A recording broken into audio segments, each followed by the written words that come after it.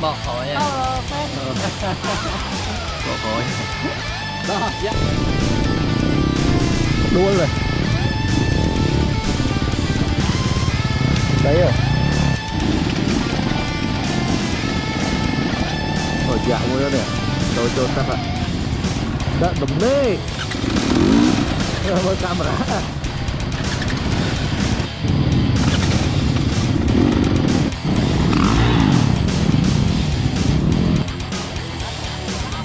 ra bóc ồ cẩn thận này tại ô đã bông đã